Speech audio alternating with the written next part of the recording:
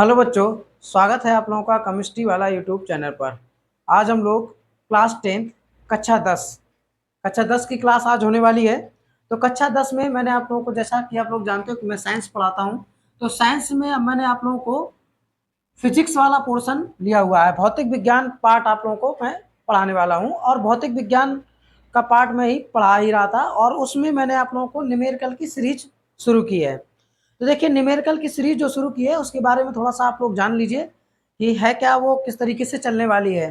तो न्यूमेरिकल की सीरीज में आप लोगों को जो यूपी बोर्ड में आपके जिन जिन टॉपिकों से फिजिक्स के न्यूमेरिकल आते हैं वो सारे टॉपिक आप लोगों को करवाए जाएंगे। यहाँ पर न्यूमेरिकल, उन सारे टॉपिकों के न्यूमेरिकल करवाए जाएंगे, प्रैक्टिस करवाई जाएगी, और आपको यहाँ पर सारे उन टॉपिकों के फॉर्मूले भी लर्न कराए जाएंगे, याद कराए जाएंगे बड़ी आसान तरीके से। ठीक है, तो मैंने आप लोगों को इससे पहले वाली वीडियो में जो पहला पार्ट था इसका, अपवर्तनांक वाला टॉपिक मैंने लिया है लाइट यूनिट से।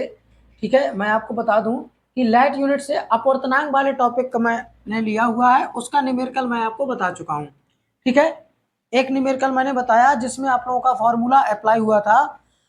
माध्यम में प्रकाश की चाल, मतलब कि light, speed of light in medium, और अपवर्तनांक मतलब कि रिफ्लेक्टिव इंडेक्ट। तो रिफ्लेक्टिव इंडेक्ट और आप लोगों का मीडियम में लाइट की स्पीड में जो रिलेशन का फॉर्मूला होता है वो वाला अप्लाई हुआ था, मतलब माध्यम में प्रकाश की चाल और आप लोगों का अपवर्तनांक का फॉर्मूला अप्लाई हुआ था, और मैंने एक क्वेश्चन भी उसका सॉल्व कराया था। ठीक है, तो आज की क्लास में हम लोग एक उसी से रिलेटेड क्वेश्चन, दूसरा क्वेश्चन देखेंगे जो कि आपके सामने है, और हम लोग आगे जो इसमें और दूसरे टाइप के जो क्वेश्चन आते हैं यही अपवर्तनांक वाले टॉपिक से, वो क्वेश्चन भी आज ही के दिन हम लोग निपटाएंगे। ठीक है, तो क्लास शुरू करने से पहले जैसा कि मेरी डिमांड रहती है कि आप लोग इस वीडियो को ज़्यादा से ज़्यादा शेयर करें, अपने दोस्तों के पास शेयर कर दें ताकि वो लोग भी थोड़ा बहुत पढ़ लें, घूमे ना फिरना बंद कर दें। एग्जाम की डेट आप लोगों की आ चुकी है, सबको पता है ये। ठीक है, तो अब मैं चाहूँगा कि आप क्लास शुरू करने से पहले कि आप लोग लाइक, शेयर और सब्सक्राइब वाला काम कर दें, और वो जो बेल आइकन जिसको आप लोग घंटा घंटी जो भी बोलते हैं उसको ज़रूर दबा दें ताकि आपको नोटिफिकेशन मिल सके। और सबसे इम्पोर्टेंट बात कि अगर आप लोगों को कोई किसी चीज़ में दिक्कत आ रही है, ठीक है, समझने में दिक्कत आ रही है या मुझ में कोई कमी लग रही है समझाने में, तो आप कमेंट करके आप बता सकते हो। ठीक है, तो चलिए शुरू करता हूं मैं क्लास। क्वेश्चन है आपके सामने, इतनी छोटी सी बात आपको जानकारी देना था, इसके बाद ये क्वेश्चन ही कराने वाला हूं मैं सीधा। तो क्वेश्चन है आप लोगों का कि जल तथा कांच में प्रकाश की चाल क्रमशः 2.25 गुणे 10 की घात 8 मीटर पर सेकेंड और 2 गुणे 10 की घात 8 मीटर पर सेकेंड है।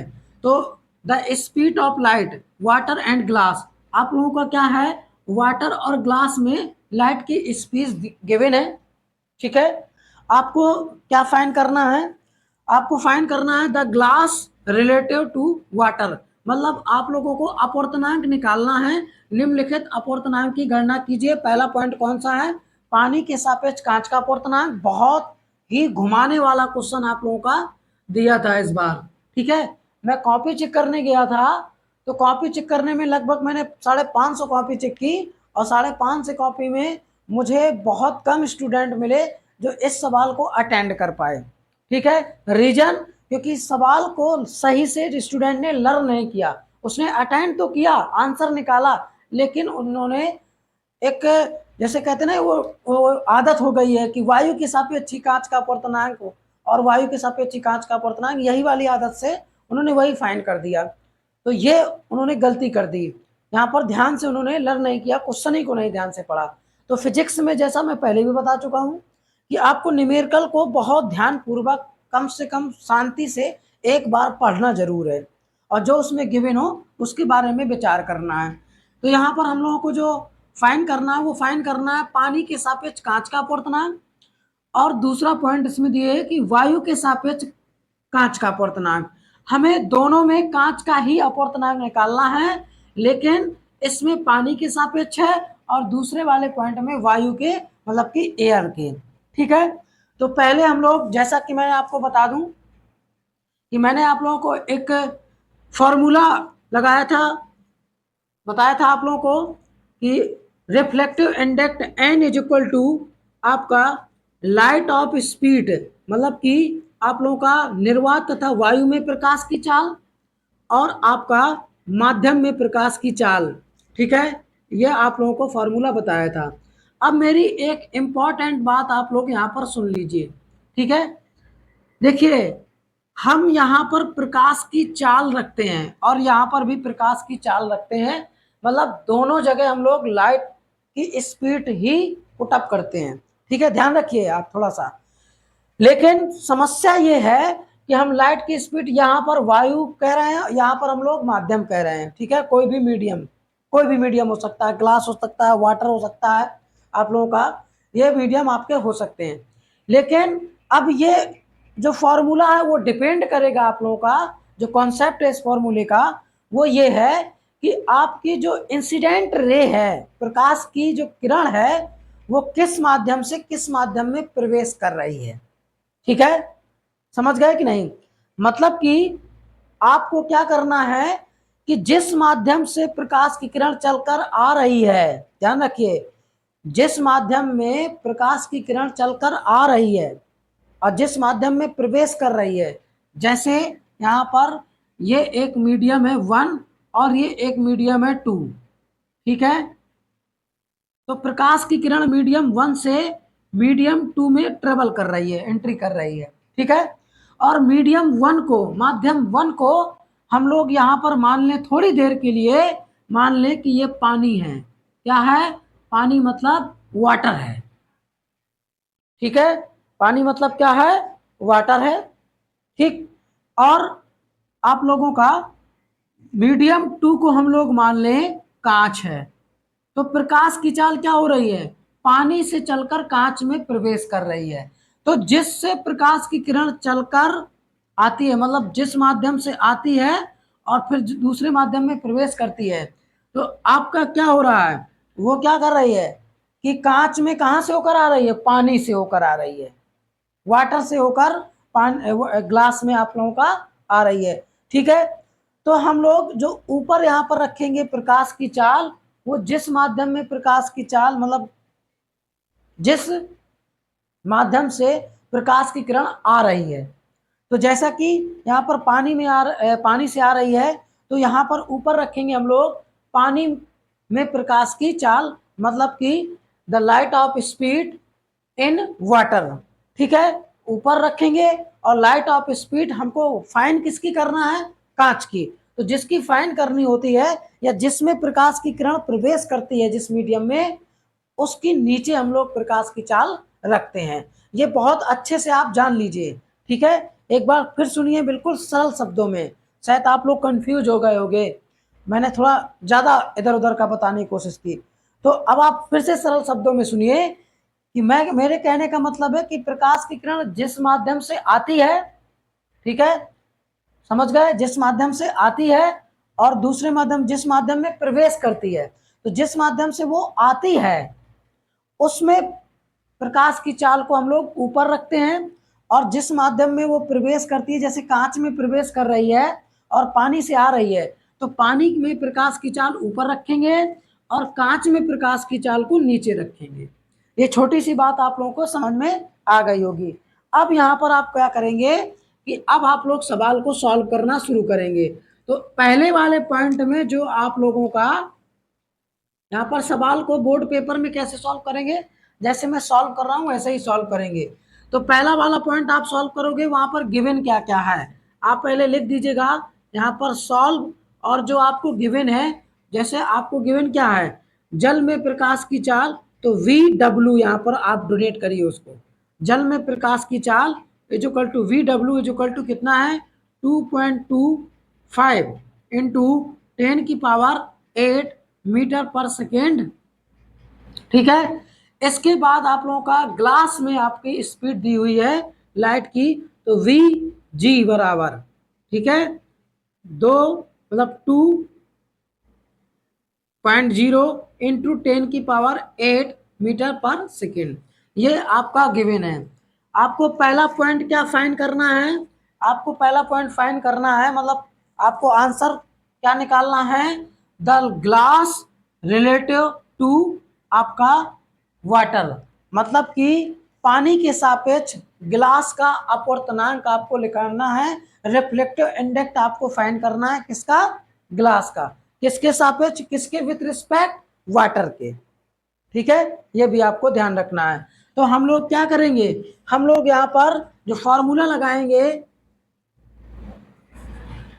ठीक, एन, जो कि आपका मानेंगे हम लोग ग्लास का यहाँ पर रिफ्लेक्टिव इंडेक्स है, ठीक है, एन इज इक्वल टू, अब आपका यहाँ पर जी लिख सकते हैं आप लोग, N ji is equal to आपका यहाँ पर light of speed in water, और या आप ऐसा बोल सकते हो स्पीड ऑफ लाइट, तो speed of light in water और speed of light in glass.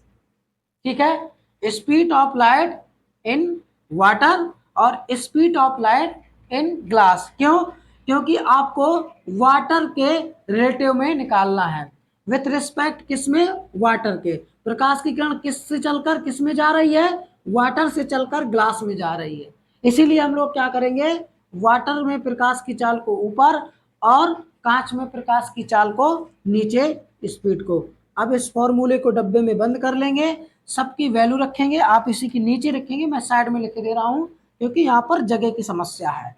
तो n ji is equal to आपका हो जाएगा, आपकी वैल्यू यहाँ पर रखी जाएगी 2.25 इंटू 10⁸, और यहाँ पर आपका रखा जाएगा 2 इंटू 10⁸। ठीक है, 8 से आप ये 10 की घात 8 से 10 की घात 8 आप कैंसिल कर दीजिए। अब यहाँ पर 2.5 और 2 ये दशमलव हटाएंगे, यहाँ पर नीचे 2 जीरो आ जाएंगे। अब देखिए मैं इतना छोटा छोटा कैलकुलेशन आपको करके बता रहा हूँ ताकि आप सीखें, ये मजाक नहीं चल रहा है, आपको सिखाने की कोशिश की जा रही है यहाँ पर। और अगर आप लोगों को लगता है कि हम तब भी नहीं सीखेंगे, तब तो फिर मेहनत मेरी बेकार है ना, आप सीखिए भैया। तो अब इसको आप यहाँ पर क्या कर सकते हैं, काट सकते हैं। तो यहाँ पर आप लोगों का, आप 25 से काटे 25 से, तो 25 9 जा 200, 25 और 25 8 जा आप लोगों का 200, ठीक है, 200 मतलब। अब इसका डिवाइड करेंगे तो आपका 1 पॉइंट कुछ आ जाएगा, ठीक है, यहाँ पर फिर 1 बचा, फिर 10 हुआ तो 1 पॉइंट आपका 1, फिर 2 बचा, फिर 20 हो गया तो 2, इस तरीके से आप लोगों का ये 1.12 करके इतना आप रख सकते हो। तो ये आपका पहले पॉइंट का आंसर आ गया, क्या आ गया, 1.12 आप लोगों का कांच का अपवर्तनांक मतलब ग्लास का रिफ्लेक्टिव इंडेक्स आ गया, और किसके रिलेटिव में, वाटर के, किसके विथ रिस्पेक्ट में, वाटर के। ठीक है, तो ये आपको ध्यान रखना है, मैंने क्या किया, ठीक है, इस सवाल में यही आपको ध्यान रखना है। अब देखिए यहाँ पर अगर आपको ज्यादा से ज्यादा चेंज करेगा तो एस को पलट सकता है, वो क्या कहेगा, वो कांच के सापेक्ष पानी का अपवर्तनांक पूछ लेगा, ठीक है, कांच के सापेक्ष पानी का पूछ लेगा, बस यही अदल बदल कर सकता है और ज्यादा कुछ कर नहीं सकता है, ये ध्यान रखना है।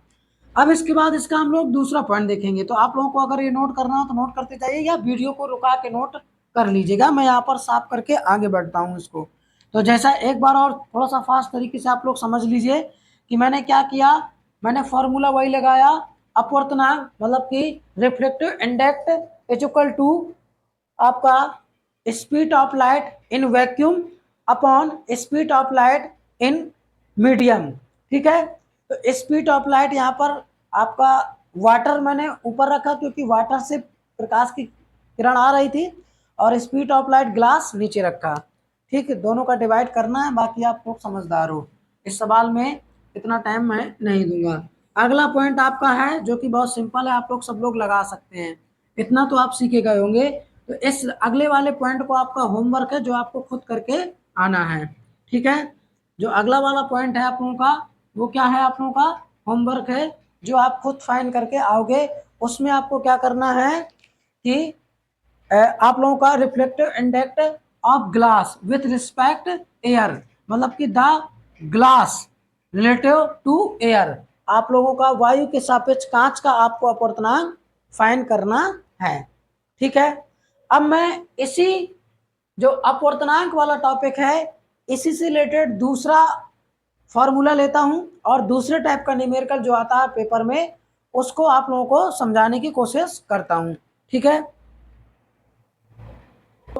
अपवर्तनांक से रिलेटेड जो दूसरा फॉर्मूला जिसकी चर्चा मैंने पहले वाले वीडियो में की थी, तो उससे रिलेटेड क्वेश्चन हम लोग देखने वाले हैं। तो पहले मैंने आपको बताया था कि उस फॉर्मूले के बारे में हम लोग जान लेंगे।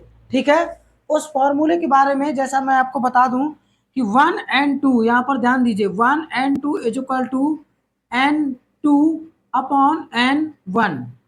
ठीक है, n2 अपॉन n1, ये आप लोगों का फॉर्मूला है। इसको हम कैसे देख सकते हैं, जैसे हम मान के चलिए यहाँ पर हमको क्या करना है कि ये क्या है आपका, मैंने आपको पहले बताया था, पहले माध्यम के सापेक्ष दूसरे का अपवर्तनांक है। ठीक है, पहले माध्यम के सापेक्ष दूसरे का अपवर्तनांक। अगर हम लोग यहाँ पर क्या करते हैं, पहला माध्यम आप लोग मान लीजिए, आप मान लीजिए वाटर को या आप ग्लास को, ठीक है, इस तरीके से, या वायु के पहला माध्यम। तो अगर हम लोग यहाँ पर ऐसा कर सकते हैं, ए यहाँ आपका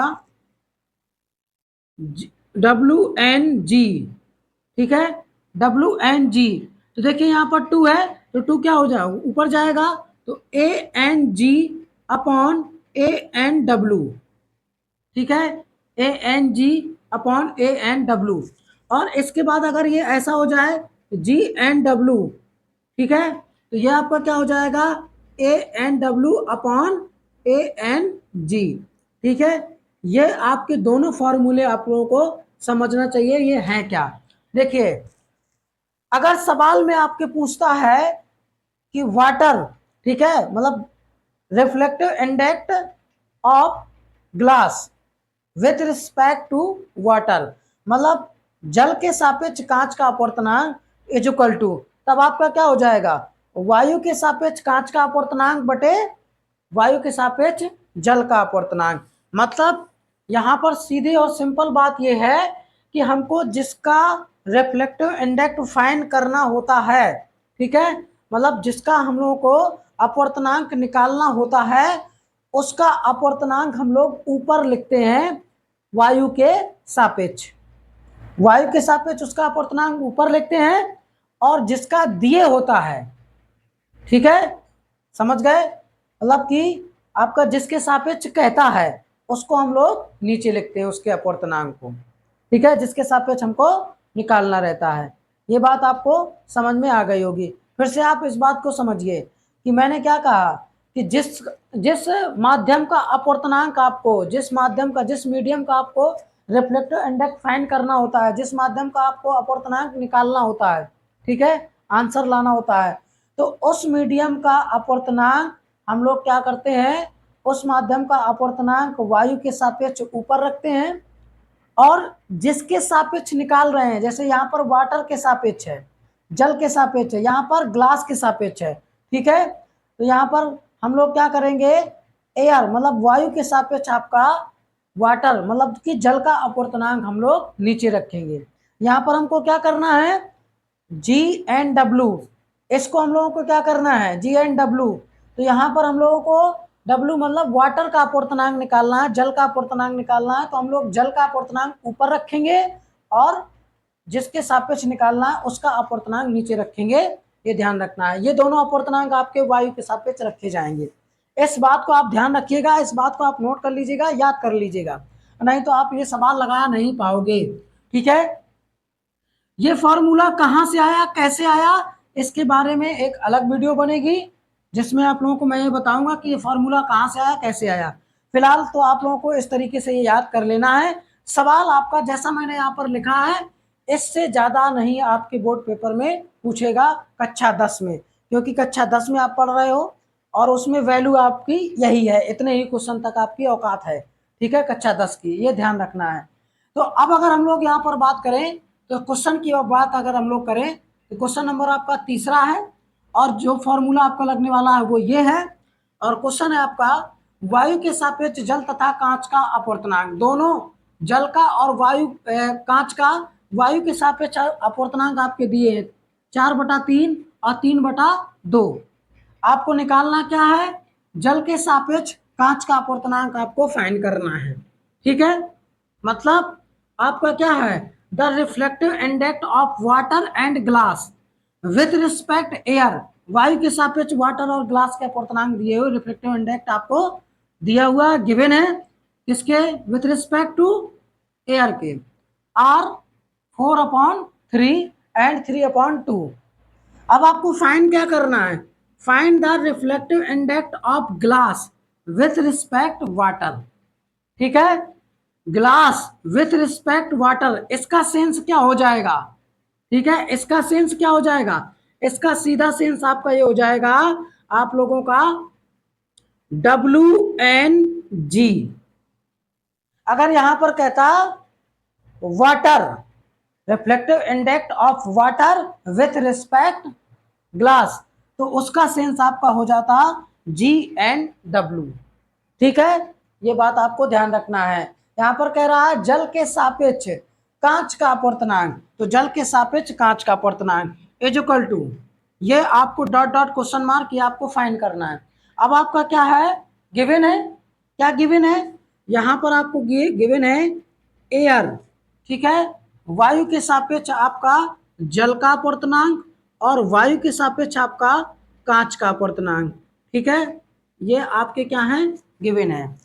तो वायु के सापेक्ष आपका जल का अपवर्तनांक क्या है, आपका 4/3, तो ये आपका क्या हो जाएगा 4/3, और ये आपका कितना गिवन है 3/2। ठीक है, वायु के सापेक्ष कांच का अपवर्तनांक।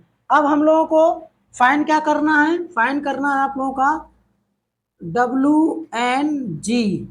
तो फॉर्मूला क्या बन जाएगा, हमको निकालना है कांच का अपवर्तनांक, रिफ्लेक्टिव इंडेक्स किसका फाइंड करना है, ग्लास का। तो हम लोग एयर विथ रिस्पेक्ट, मतलब कि with respect to air, with respect to air मतलब ऊपर रखेंगे ग्लास का अपवर्तनांक रिफ्लेक्टिव इंडेक्स, तो क्या हो जाएगा ANG अपॉन ANW हम लोग नीचे रखेंगे, जिसके सापेक्ष आपको निकालना है। मतलब आपका कांच का अपवर्तनांक ऊपर रखा जाएगा और जल का अपवर्तनांक नीचे रखा जाएगा, ये आपका फॉर्मूला हो गया। अब इसमें वैल्यू रख दीजिए, सबकी वैल्यू रख देंगे तो क्या हो जाएगा, यहाँ पर ऊपर रखेंगे आपका 3/2, नीचे आप क्या रखोगे,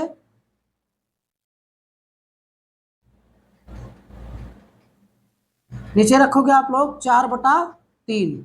आप लोग अंदर अंदर का मल्टीप्लाई, बाहर बाहर का मल्टीप्लाई करा दीजिए, आंसर आपका आ जाएगा 9/8। ठीक है, ये ध्यान रखना है 9/8। अब यहाँ पर अगर वो एक पॉइंट और आपसे कहता, वो कहता कि आपको ये तो जल के सापेक्ष कांच का अपवर्तनांक निकाल लिया, अब यहाँ पर अगर आपको कहता कि कांच के सापेक्ष, कांच के सापेक्ष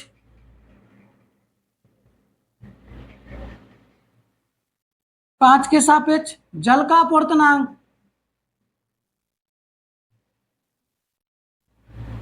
जल का अपवर्तनांक, तब आप क्या करते, तब आपको कुछ नहीं करना था, एक आप लोगों का फॉर्मूला और है, या तो आप लोगों को ये वाला फॉर्मूला लगाना था, या तो आप लोगों का यहाँ पर A1N2 up 1N2 is equal to 1/1N2 is equal to 1/2N1। ठीक है, मतलब अगर यहाँ पर वायु के सापेक्ष कांच का अपवर्तनांक दिए है तो 1/ कांच के सापेक्ष वायु का अपवर्तनांक आप कर सकते हो। ठीक है, तो अब हमारा क्या हो जाएगा, तब हमारा क्या हो, यहाँ पर इसी को अगर हम लोग सॉल्व करें दूसरे पॉइंट को, तो हमारा क्या होगा, यहाँ पर हमको क्या निकालना था, WNG हमारा निकला है, और हमको क्या करना है, फाइन करना है, हमको फाइन करना है आप लोगों का, ये तो आपका कितना दिया हुआ है 9/8 दिख रहा है, 9/8 नीचे दिख रहा है।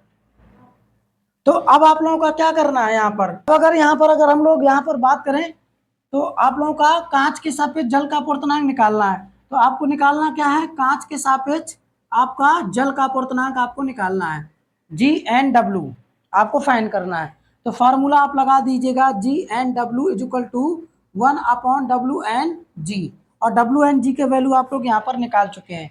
तो GNW इज इक्वल टू आपका क्या हो जाएगा, 1/ मान रखेंगे 9/8, तो 8 आपका ऊपर चला जाएगा, आंसर आपका क्या आ जाएगा 8/9 आ जाएगा। ठीक है, तो ये आप लोगों को फॉर्मूला नोट करके रखना है और इनको ध्यान रखना है। ठीक है, अगर आप लोगों को ये सवाल आप समझना चाहते हो तो आप देखिए स्टार्टिंग से समझिए।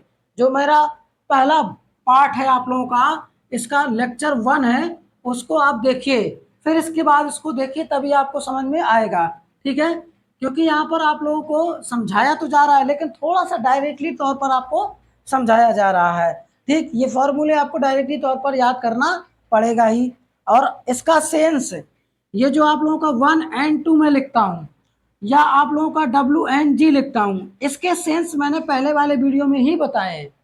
ठीक है, तो इसलिए मैं कह रहा हूँ कि आपको पहला पार्ट देखना बहुत जरूरी है, ध्यानपूर्वक। ठीक, तो आज आप लोगों का पार्ट, ये वीडियो यहीं पर आपका समाप्त होता है।